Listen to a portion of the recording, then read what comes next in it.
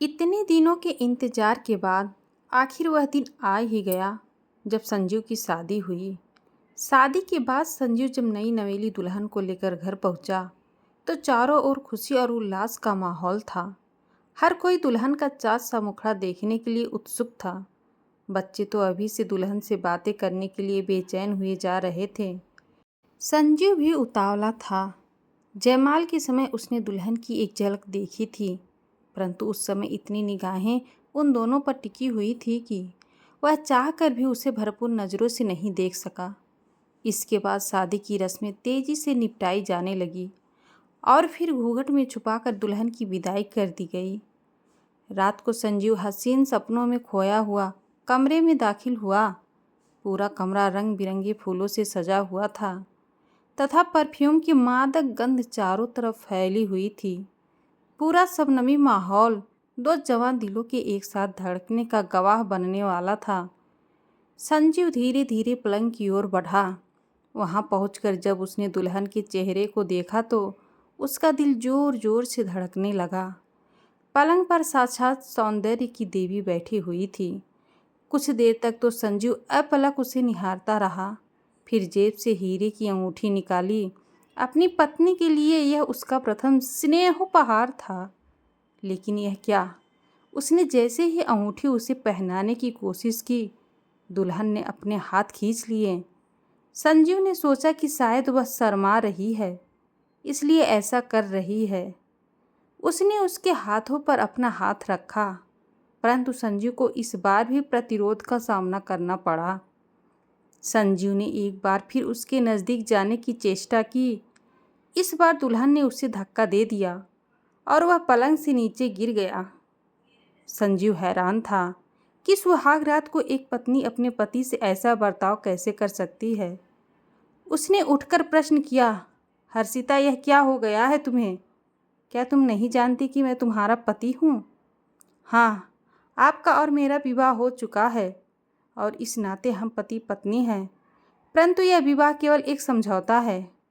कृपया इस समय आप मुझे चुपचाप सोने दें, नहीं तो मैं अपनी भावनाओं पर काबू नहीं रख पाऊंगी और फूट फूट कर रो पड़ूंगी। इतना कहकर हर्षिता चुपचाप लेट गई। संजू की हिम्मत नहीं हुई कि वह उससे और कुछ पूछे या उसके नज़दीक जाए। वह पास रखे सोफे पर जाकर करवटें बदलने लगा। अचानक यह क्या हुआ, संजू समझ न सका। शादी के पहले तो उसने सुना था कि हर्षिता सर्वगुण संपन्न और काफ़ी सलीके वाली लड़की है। घर में होने वाली दुल्हन के रूप और गुण की चर्चा सुनकर संजीव फूला नहीं समा रहा था और शादी के पहले से ही शादी के हसीन सपने देखने लगा था। उसने अपने मित्र विनय से सुना था कि सुहाग रात को पत्नी अपने पति पर प्रेम की ऐसी रस वर्षा करती है कि वह सराबोर हो जाता है। विनय की बात तो झूठी निकली। संजू के सपने भी बिखर कर रह गए।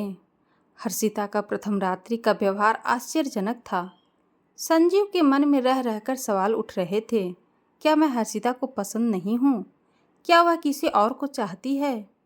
क्या यह विवाह उसकी इच्छा के विरुद्ध हुआ है? परंतु आजकल तो हर माँ बाप शादी के पहले लड़की की रजामंदी जरूर समझते हैं। फिर ऐसा क्यों? संजीव रात भर इन्हीं ख्यालों में जूझता रहा। सुबह की पहली किरण फूटते ही संजीव जब अपने विचारों की कुहेलिये से निकला तो देखा कि हर्षिता चाय का प्याला लेकर उसके सामने खड़ी है। सुबह की ओस सी शीतल और लजीली शर्मीली हर्षिता की नज़रें नीचे झुकी हुई देख संजीव को लगा कि शायद रात की घटना से उसे ग्लानि हुई है, इसीलिए उससे नज़रें नहीं मिला पा रही है। लेकिन संजीव ने चाय का प्याला लेकर जब उसे अपनी बगल में बैठने का इशारा किया तो वह झट से कमरे से निकल गई। संजीव को कुछ समझ में नहीं आ रहा था कि ऐसे सुंदर, सुशील और कोमल लड़की प्यार की जगह उस पर पत्थर क्यों बरसा रही है। दिन पर दिन बीतते रहे। हर्षिता की रातें पलंग पर और संजीव की सोफे पर कटती रही। संजीव चाह कर भी हर्षिता के हृदय को कुरेद न सका, क्योंकि उसने पहले ही आगाह कर दिया था कि वह अपनी भावनाओं पर नियंत्रण न रख सकेगी और रो पड़ेगी। अपनी पुलिस की नौकरी में संजू ने न जाने कितने अपराधियों से राज उगलवाए थे, परंतु अपनी पत्नी के दिल में छुपी बातें जानने में वह अपने को असफल पा रहा था। अपराधी उसके सामने गिड़गिड़ाते थे, परंतु अपनी पत्नी को रुलाना यह उससे ना हो सका। संजू ऑफिस पहुंचा तो उसका मित्र इंस्पेक्टर विनय मिल गया। विनय को आदमी के चेहरे के भाव पढ़ने की कला में महारत हासिल थी। उसने संजू का हाथ पकड़ते हुए कहा, यार, कई दिनों से तुम्हारा बुझा हुआ चेहरा देख रहा हूँ। तुम्हारी आंखों में एक अजब सी शून्यता तैरती रहती है। शादी के बाद तो पुरुष प्रसन्नचित्त दिखाई देते हैं, परंतु तुम एकदम बेहाल दिख रहे हो। बात क्या है? भाभी जी से कोई अनबन हुई है अथवा किसी अपराधी को लेकर परेशान हो? बिना और संजू सच्चे दोस्त थे और अपनी बातें एक दूसरे से शेयर करते थे। यार, एक शातिर अपराधी को मैंने 10 दिन की पुलिस रिमांड पर लिया है। कल उसका 10वां दिन पूरा हो रहा है, परंतु मैं उससे पूछताछ नहीं कर पाया हूँ। वह कुछ भी बताने के पहले नशे की मांग करता है। यह कहकर संजू ने अपनी वैवाहिक समस्या छुपा ली। बताता भी कैसे? क्या विनय से यह कहता कि उसकी पत्नी ने सुहाग रात को उसे धक्के देकर पलंग से गिरा दिया है, या फिर यह बताता कि शादी के 20 दिनों बाद भी दोनों अलग अलग सोते हैं? अगले दिन संजू ऑफिस पहुंचा तो उसकी जेब में सचमुच नशे की पुड़िया थी। वह जानता था कि किसी अपराधी को नशा मुहैया कराना कानूनन गलत है, परंतु आज रिमांड का 10वां दिन पूरा हो रहा था और संजू प्रण करके आया था कि वह अपराधी से राज उगलवा कर ही रहेगा, भले इसके लिए उसे कानून से हटकर काम करना पड़े। लॉकअप में संजीव ने उसे पुड़िया दिखाते हुए कहा, देखो, आज मैं तुम्हारे लिए क्या लाया हूँ। यदि तुम मुझे अपने सारे अपराधों के बारे में एक एक कर बताओ, तभी ये नशे की पुड़िया मैं तुम्हें दूंगा। नशे की पुड़िया को देखकर मोहन की आंखों में चमक आ गई। वह बोलने लगा, मेरे अपराध की शुरुआत तब हुई थी जब मैंने एक लड़की की इज्जत को तार तार किया था।